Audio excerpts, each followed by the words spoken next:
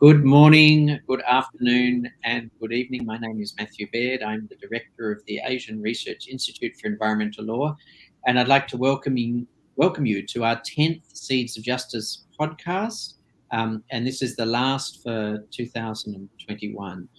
Over the last month, we've been looking at climate change and before that, biodiversity. So, because of the biodiversity COP and also the climate change COP in Glasgow. And the last two Seeds of Justice episodes, one was on climate justice, and the other last week was with Bryony Eales and Cecile Sekango on climate change litigation and climate justice. And so tonight, we're also going to look at another important aspect, which is the rights of environmental and human rights defenders. So episode 10, Defending the Defenders.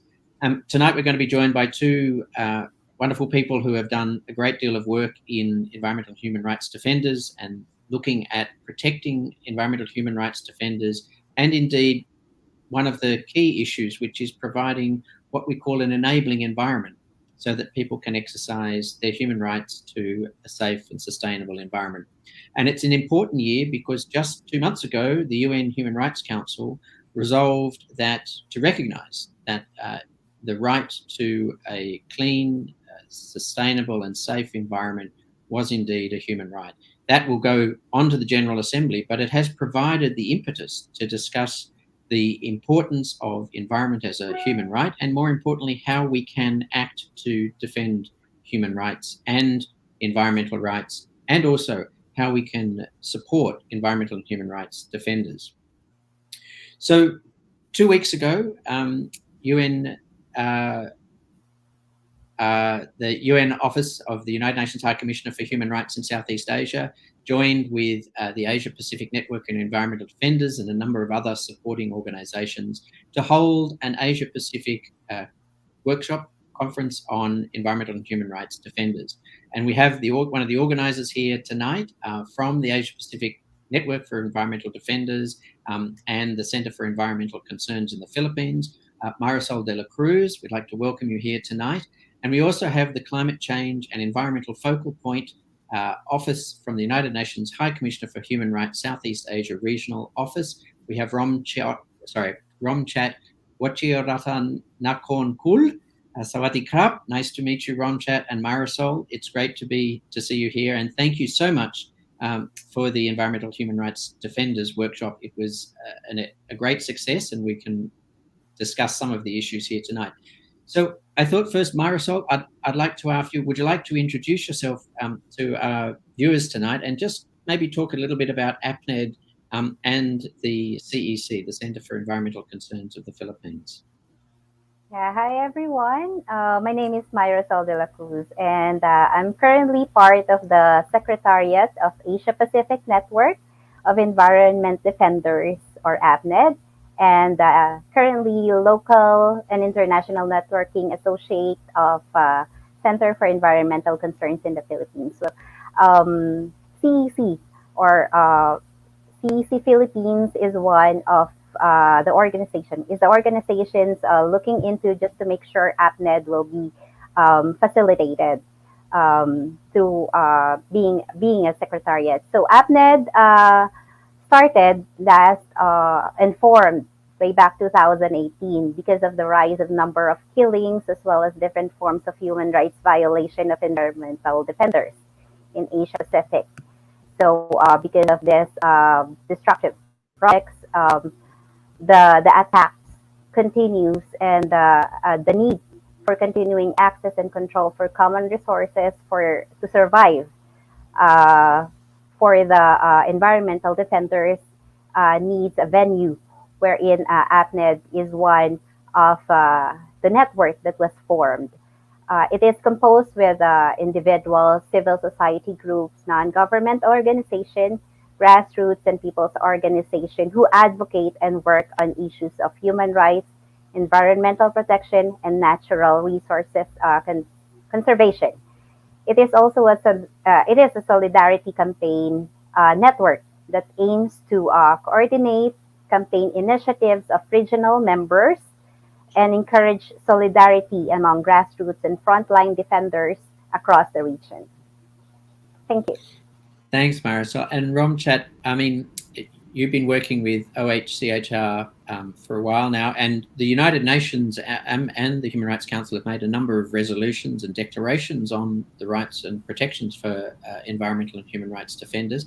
Can you give us a short introduction to yourself and to the work that you've been doing with OHCHR? Thanks. Thank you so much, Matthew. And hello, everyone. My name is Romchat Wachirarattanakornkul. I am the Human Rights Officer who is responsible on the issue of human rights, climate change, and in the environment with the Office of the United Nations High Commissioner for Human Rights, Regional Office for Southeast Asia. And as Matthew already mentioned, in the recent year, the Human Rights Councils and a lot of international human rights mechanisms has been working and recognized the connection between the environmental degradation and climate change, adverse impact on the wide range of enjoyment of human rights. That's why in the most recent year, OSCHR or UN Human Rights has started working on this issue, and I am responsible for this topic in Asia. Thanks, Ramchat. And perhaps I can ask you and Myrasol just a general question. Who or what are environmental and human rights defenders? Who fits within that category? Myrasol or Ramchat, would you like to go first? Myra already mentioned this first, so Myra. Yeah, well, technically, the environmental defenders are just a local member of a community that their the environment, the resources. There are an individuals or a group of members of our organization that stand and defend their resources, protect the environment against destruction or any attempt to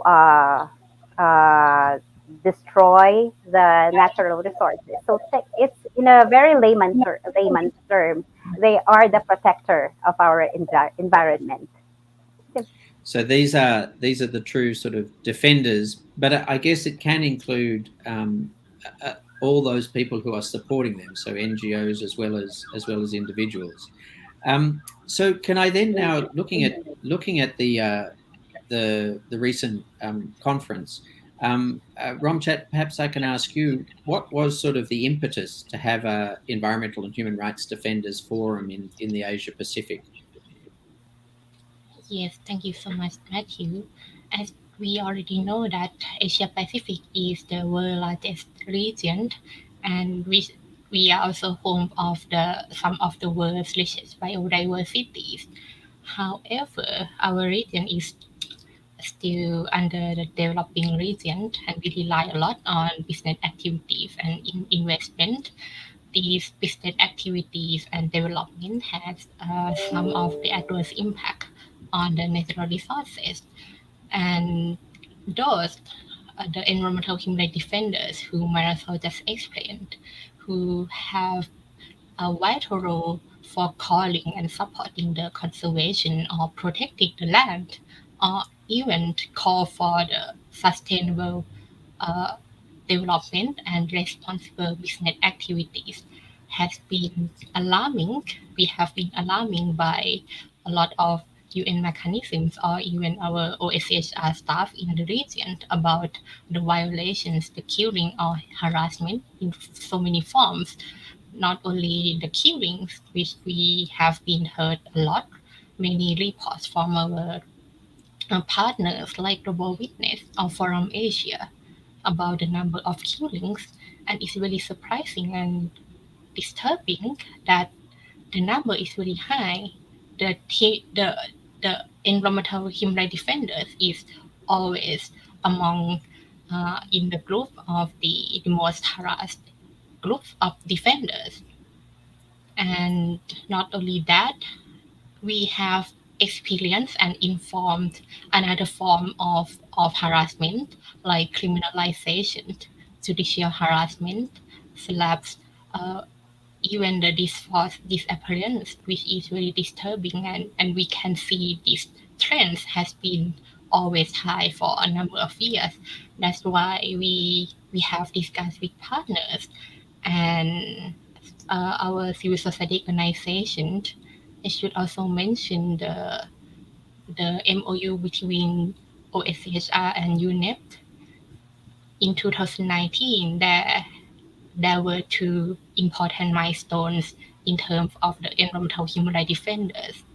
In March of 2019, that is the first time that the Human Rights Council adopted the first landmark resolution that recognized the legitimate role of environmental human rights defenders, that they are the keys and vital players for SDGs and climate justice, and call for the member states to adopt and more acting in protection of the environmental human rights defenders.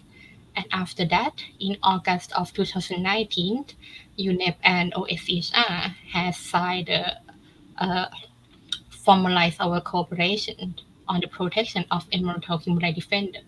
That's why after 2019, in our region, I have been working closely with our partners, UN Environment Program, on this issue. So you mentioned that resolution in 2019, and that was obviously an important part, recognizing, as you said, the legitimate role of environmental and human rights defenders. Since 2019, has the situation got better because of that resolution, or is it still, are there still many challenges for environmental and human rights defenders?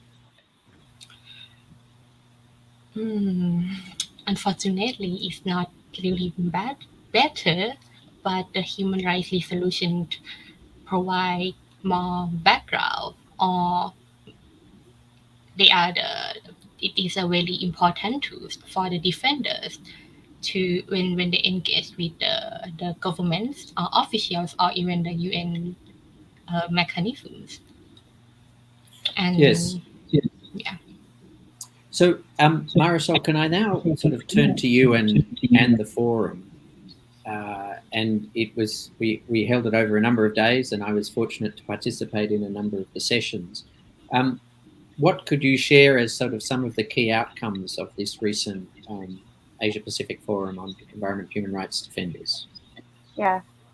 Um, as we have the reason to conduct this forum within Asia Pacific region, we were able to gather the environmental human rights defenders, and um, the situation are coming from them themselves. They were able to provide the accurate details on what's going on the ground as their personal or direct experience as a defenders or environmental defenders. So that's one of the objective that we look into this forum. We were able to gather those information from the defenders. And then from there, we were able, this forum is provided as a safe space for them for the exchange of experiences. So it's not limited to the defenders were not limited on their own location, on their own space. It was broadened to different defenders as well. It's as an exchange of experiences. It's a big in a positive way on how they will be able to gather support, and gives hope for them that it's not only them that encounter those kind of experiences, attacks as a defender. So there are positive experiences, the struggle of different communities, which resulted in a good way or a positive way, winning some challenges, winning some legal battles, or achieving their objective to preserve environment. So one of the success of this event is gathering 23 Asian countries, 10 Oceanian countries, including participants from Europe, Africa, and America. So these numbers of participants, which shows that there are different um, environmental defenders who encounter the same attacks were struggling how they will be able to find ways to gather support and look for hope that they will be able to find ways in pursuing the defense of the environment. So yes, the information provided by our speakers is a knowledge-based information which can be a tool for our environmental defenders. So the experiences, sharing of experiences, and the the knowledge they earn from our prestigious speakers are a stepping stone for them to be able to move further the fight in defending the environment and their communities. So, what I mean, in terms of that sort of sharing of knowledge, I guess what were some of those key challenges that some of the EHRDs identified that you could share with us? And I was thinking also specifically, environmental and human rights defenders can have a range of challenges, but often if whether it's Indigenous people or young people or often women or other groups in more marginalized environments, Yes. they may also have some specific issues. And I'm just wondering, were there any sort of specific challenges that were identified from the forum? Correct. There are full of challenges actually. So in actual experience during that forum, one of our speakers located at the relocation somewhere in Burmese boundary. Um, they there are one of the community that encounter the military coup in Myanmar. They are currently having this campaign for the Divest at Madao, calling for international mining oil and gas companies and end communication with the Burmese military regime.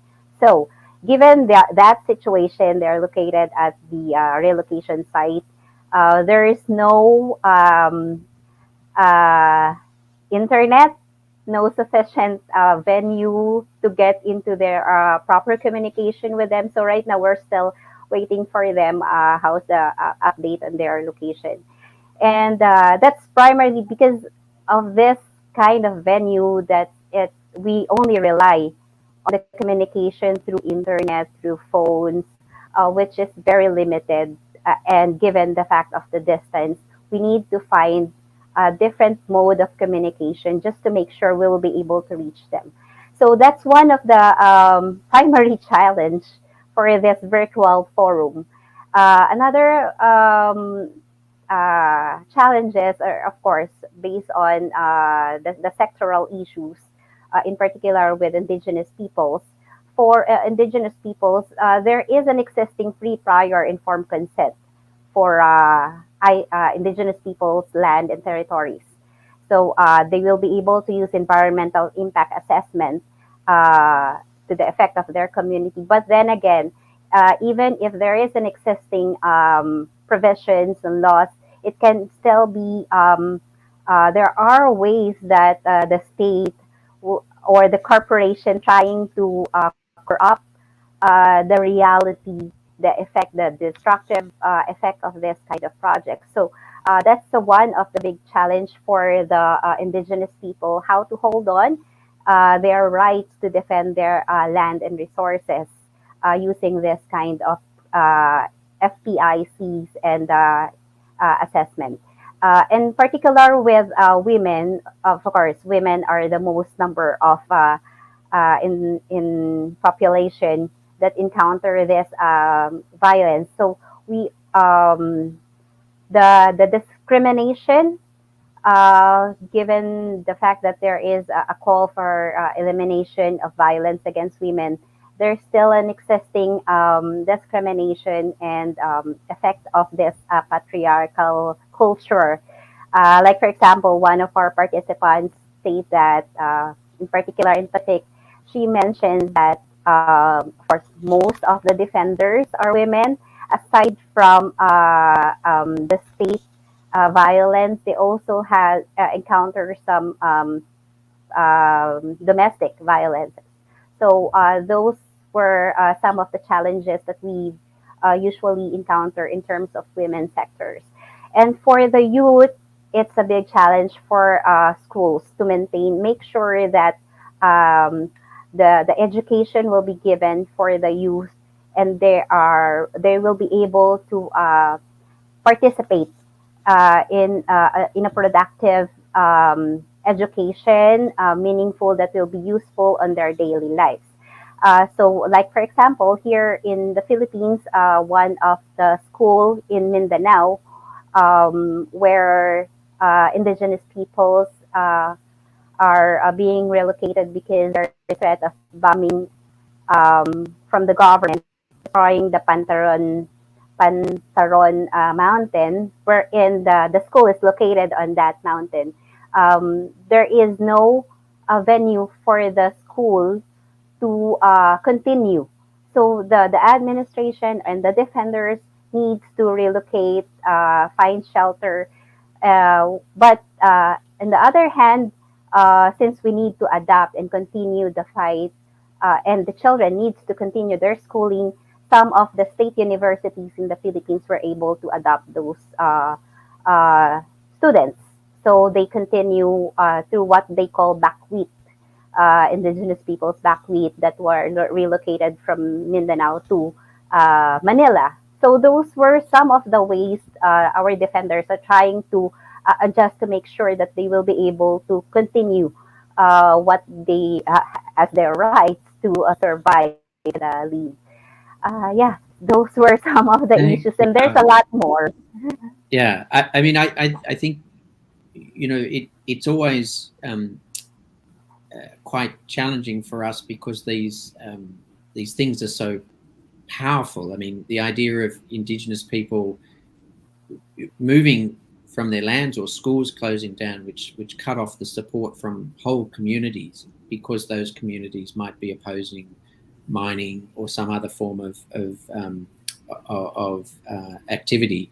I wonder, Romchat, in terms of support for EHRDs, the role of the UN bodies. Is there any sort of plans or programs or issues that are currently you're looking at to provide that level of support or some sort of capacity development for some of these issues for some of the environment human rights defenders? Yes, not only in our plan, but we also heard from the defenders from the forums about the need and the support from the OSCHR in terms of the information and dissemination of the human rights standard that relate to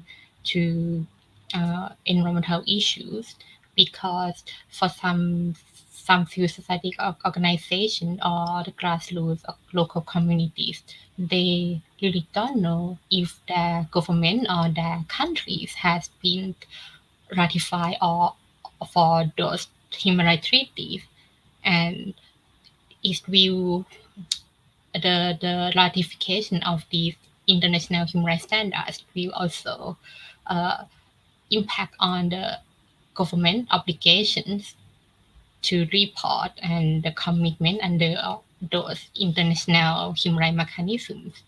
So there is a need that we should share more information or enhance this capacity about the international human rights treaties. Another issue is the engagement with the UN human rights treaties. In the recent year, the UN human rights mechanisms, we have three of them: the Human Rights Councils, which also include the special independent mandate like special rapporteurs, and the UPR's universal periodic reviews, then the states will be reviewed under the human rights applications. So not only these mandates, we also have 9 human rights treaty bodies who is oversees the implementation of the government under those human rights treaties. And these mechanisms have been working a lot on many issues on human rights and climate change. So, what I have heard from the breakout room that we specifically discuss about it is on how can the grassroots communities can be more accessible to those mechanisms. How can they know like what is the venue to submit this complaint? How can they send this message or uh, send the or submit the information about the violations in the countries.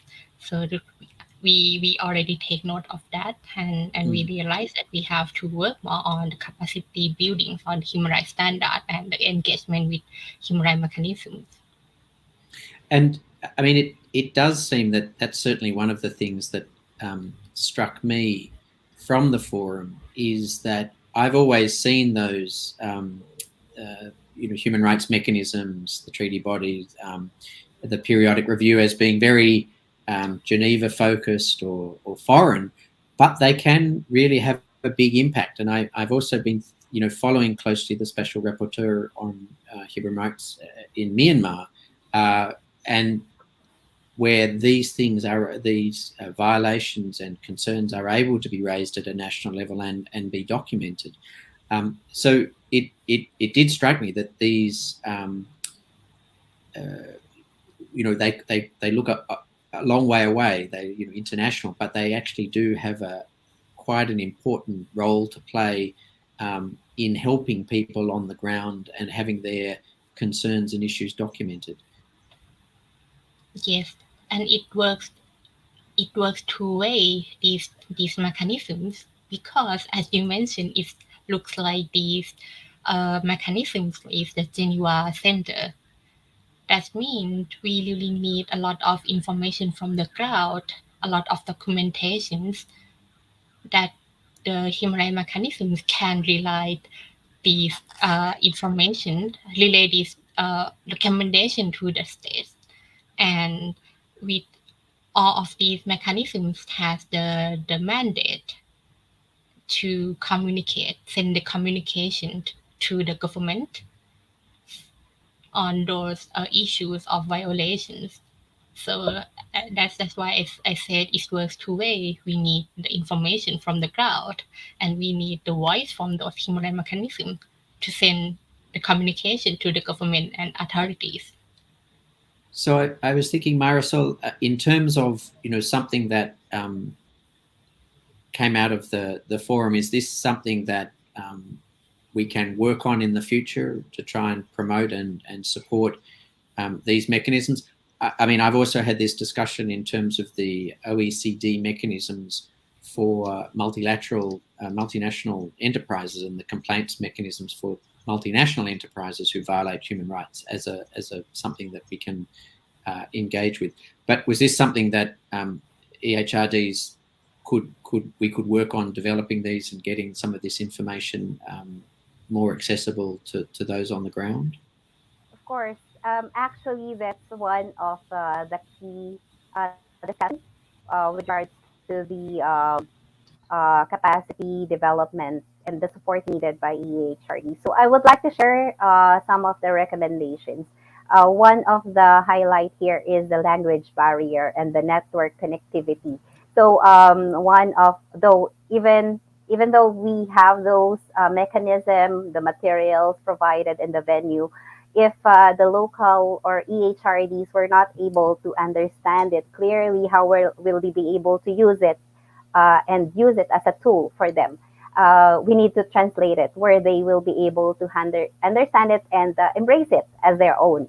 So the recommendations that we have here during the breakout session are provide translation in capacity development courses, like what Romchat mentioned. Those informations are very useful, but they need to have a translation on their local languages. Enable or provide stable internet connectivity if there is a venue for them to get those access for the defenders, especially at the rural areas. It's a great support for them for the communication purposes. Third, incorporate a course or training specifically on mental health for the defenders. So, Sorry, that's since my office manager. Yeah. My yes, so yeah, actually, for the mental health, it's very important for the defender since the daily routine, the pressure is there. It's very important for everyone, actually, especially the defenders. And then one and the last of the recommendation we have here is incorporate course or training specifically on various options available to address the risk at community level. So the different options, what are the different modes, what are the different options, and those materials that we have. Um, Yeah.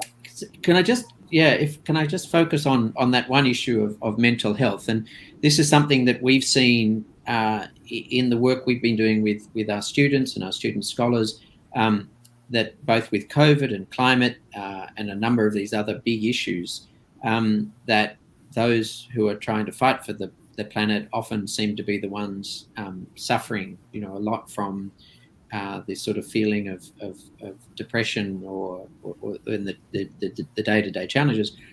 What is there something or some ways we can address that? Is this something that is emerging as a need for EHRDs and environmental activists in general? I mean, Romchat, is this something that's also discussed in the institutions that you work with? I mean, you're always working on human rights issues, so you get to see all of the things that are happening. So that could be quite challenging. Yes, you are right. It's really challenging because for us who working in the human rights fields, we always think about protect people's human environment, but we always neglect about ourselves. So yes, I have heard a lot of these issues from the forum, especially from the youth breakout rooms, because we see a lot of pressures about a lot of violation and incident. But this is the area that we should speak more and focus more. It's always be the last issue that we always think of when talk about the protection of environmental human rights defenders. We try to think about the external factors, but we always forget about this. But I am glad that some organization that I have been working with, like Earthrise, I think they always start to think about this aspect, the mental health aspect of the defenders. And I think another thing we can do more is to increase the network, the peer support that the defenders can share and learn from each other. And it's not necessary that we only talk about the challenge and obstacle. We can share the victory, the good things, the good practice, or the good experience. I think that could uh, build more space that the defenders haven't worked alone on this area. And obviously the good friendships. I mean, I've been an environmental lawyer for now 35 years, and I've got friendships that some of whom we've interviewed on Seeds of Justice, that I met 30 years ago, who we were all working in environmental issues. So Myrasol, is this something that APNED is looking at in terms of strengthening networks, providing that level of, I guess, solidarity or support? Is this something that's on your agenda as well? Of course, APNED is promoting solidarity amongst Asia Pacific network. So, as part of mental health, continuous communication is one of the key to ensure that we were able to know what's happening on the ground, and we will be able to provide a right information or right advice or the next step what to do, uh, because the clear data will lead us to an accurate resolution. So as part of the mental health, a different mode of line aside from virtual, if there is an instance that we'll be able to go there directly, if it's possible, then why not? But given the fact that we are in the COVID situation or pandemic, we need to find other ways how we will be able to get in touch with our defenders across the region. Um, if there will be an available training within our network, of course, we will promote it with other members of the network and expand it as much as possible. But so far, I think, uh, yeah, I think one of our network has this training, so we'll just promote it with other organizations in the region if they will be available. If there are some, why not? Of course, we want it. Yeah, yeah, and I think, I mean, the networking is knowing that you are part of a broader network, is always strengthening in many respects. Knowing that there are people who are and who can look out for you. So I mean, I just in terms of towards the end of this discussion, one of the questions that is always asked is, how can we make access to justice more accessible? And perhaps in the context of environment and human rights defenders, I've heard about red tagging and various actions by local authorities and government authorities. And I wonder, in terms of those issues, how or what's a good recommendation, or what steps should be taken to help or to promote local authorities, the police and other organisations changing their attitude towards environment human rights defenders, and things like red tagging or the slap suits, the strategic litigation against public participation. Do you have any ideas or recommendations or suggestions of how we could try to work with local authorities to have or national authorities to change their views on EHRDs? For access of justice, of course, it always depends on how are we going to push the all the law. How are we going to extend it until we achieve our right to live, basically? We have an on-hand experience. These mechanisms have their own requirements like documentation and all, but at the rural area, there are some limited people that can write. Simple as that. We need assistance. They need assistance. We need them to pursue or continue by helping them. So how are we going to access it? Through different channels, like maybe a paralegal officer from a community or local lawyers within the region, having a quick reaction team or a QRT is one of our experience during human rights violation and immediate something that happened in just one day or an overnight. The quick reaction team is a key, just to make sure that we'll be able to safeguard the person who's having that issue, or the community. Maybe in experience, there are some violations from a company that just get into the community. Talk with our allied politicians, maybe enlightened politician will be able to help us, just to make sure that we will be able to identify who are supporting the people's rights from these politicians. because we need to identify, especially in the Philippines, the election is coming. So we need to identify their stand on different issues, especially protecting environment and the human rights.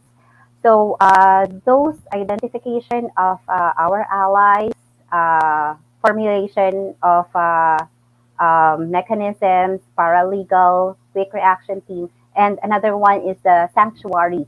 I remember if in case one of the person who is being red tagged, it is very important that for the safety purposes, a sanctuary is very helpful for environmental human rights defenders because it will ensure that they will be able to continue the fight without thinking the risk they're facing. So yes, the support system is very important. So those were I mentioned were just forms on how are we facing these challenges. Aside from those, the media projection.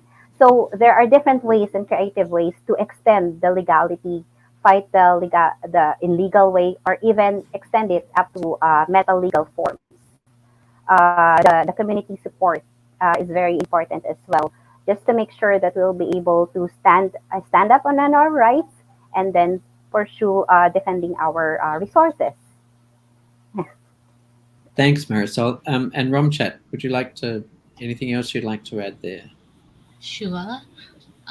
From the perspective of UN Human Rights Office, we are the normative organization, so we really focus on the state's obligation on the protection and the access to remedies. And you mentioned in your question, Matthew, about the change of behavior or the mindset of those actors. So I think that the first and foremost important issue is that the government and the business sector need to realize that the defenders is the key partners of the sustainable development, and they need to change their mindset that the environmental defenders is the anti-development, but actually they are the alliance, and they play a very important role to monitor and point out the gaps and challenge of of these issues in the realities. And another issue is that about access to remedies. I think that I really agree with Myrasol and you that we need to provide more venue to access to the remedies. We need more alliance, and we have heard very often from the forum that the defenders cannot fight alone. They need more support, more alliance. That's why for this forum we said that we welcome the defenders and the alliance and the advocate for the defenders, because we need the lawyers, paralegal, or even the universities, researcher, academic, who can help the local communities on documentation or even gathering the evidence, scientific evidence. So we need a lot of people who support the work of the defenders. We also need more grievance mechanisms, not only the judicial institutions. We need a lawyer. We need more public prosecutors who have more understanding about environmental and human rights issues. We need a stronger national human rights institutions in the region, and we can also look at another uh, entry point like OECD's national contact point. We can also think of the business actor or association who is the friend of the defenders or civil society organization. But in terms of the state's obligation, they really need to update the existing policies and program on human rights defenders to aware that the legal system can not be used to attack or criminalize the defenders. We see a lot of issue about the slaps by the business enterprise. How can the government ensure that their legal system cannot be used to attack the defenders? That is the issue. And as I mentioned, they need to take more steps to take the slap, and how can they they address the situation in and the claim in a very good faith.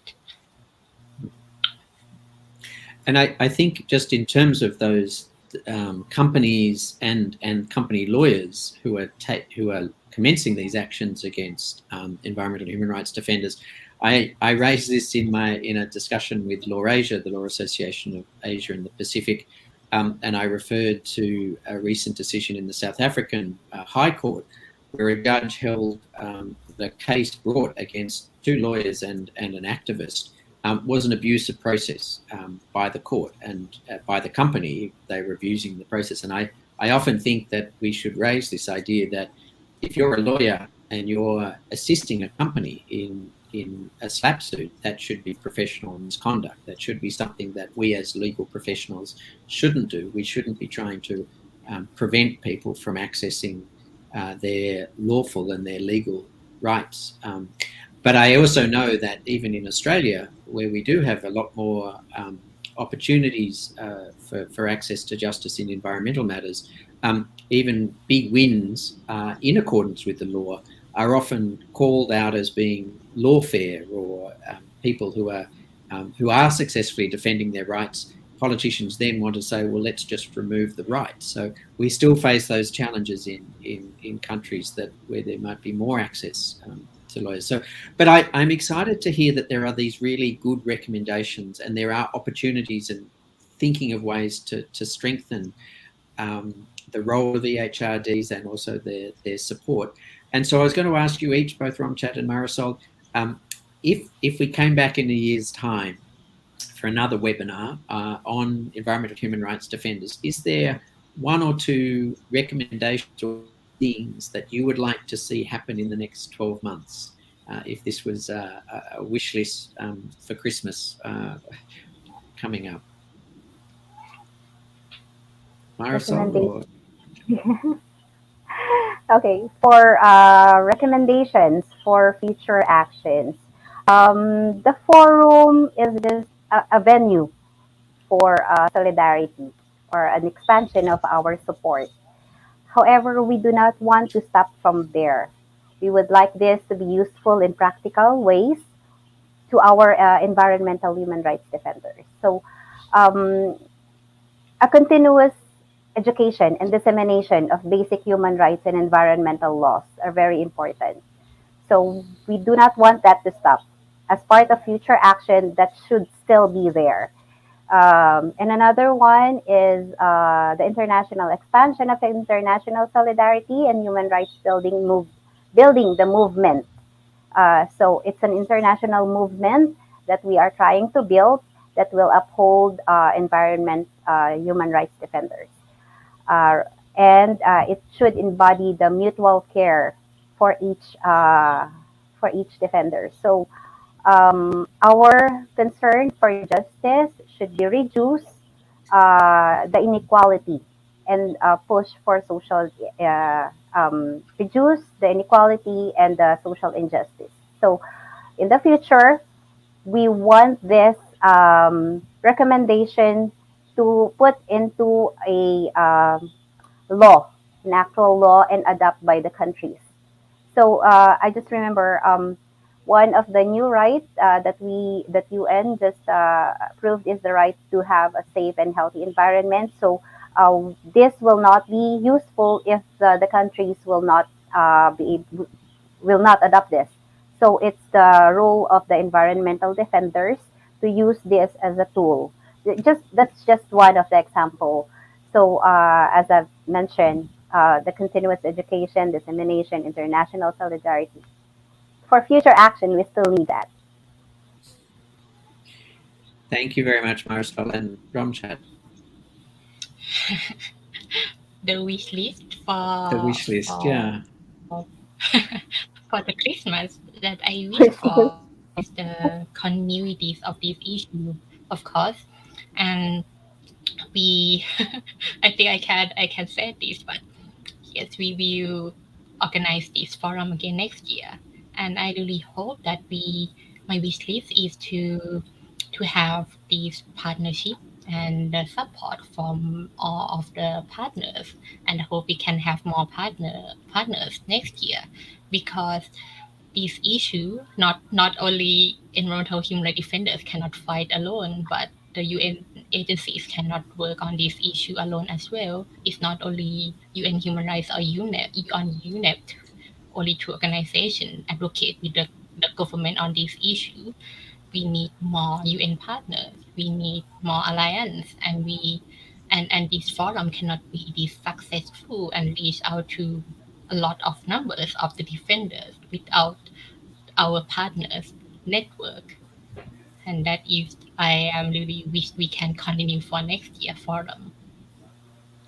So thank you very much, Romchat and Myrasol. I mean, thanks for so much really interesting knowledges, and knowing that there are challenges. I mean, I think that's something that we know and acknowledge, but also that bringing together people through forums like this, through exchanges, we can find that solidarity and also work, as you say, as Romchat said, you know, we have to work at the meta level, you know, at the UN level, as well as at country level, to help with new legislation, new policies and training prosecutors and police and judges.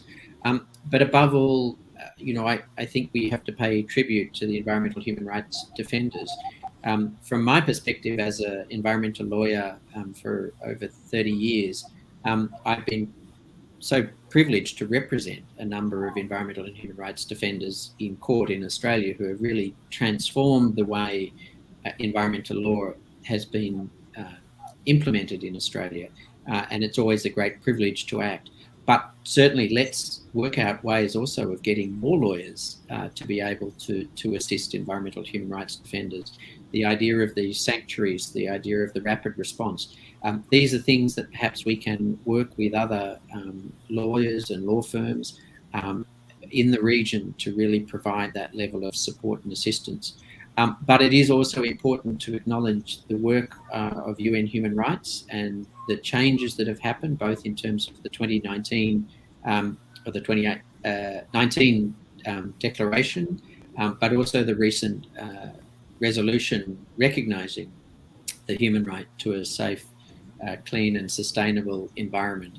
And for us all to recommit ourselves to ensuring that those who are acting to protect environment and human rights are defended and supported, and that their rights and the rights of the environment are maintained. So can I thank Romchat and Myrasol for just such an enlightening hour. We've gone a long way over time, and I thank you very, very much for your time and for your support, and the work of APNED. And Ariel has been very happy to support the work of the UN and APNED over the last year and a half in terms of a number of forums on environmental human rights and environmental defenders. This is our last Seeds of Justice for this year, and it is probably appropriate within our idea that we have our seeds of planting things for the future, but justice. And I think that's something that both of you have really highlighted. And we've talked about climate justice, we've talked about environmental justice, but it really is about justice for people and justice for the planet. So can I thank you both for all the work that you've been doing and that I know you'll continue to do. Congratulations on the forum, and from the Asian Research Institute of Environmental Law and our partners, the Asian Development Bank Environmental Law Champions Program. My name is Matthew Baird. I wish you all the best, and I look forward to seeing you again in the new year. So thank you very much and good night. Thank you. Thank you very much.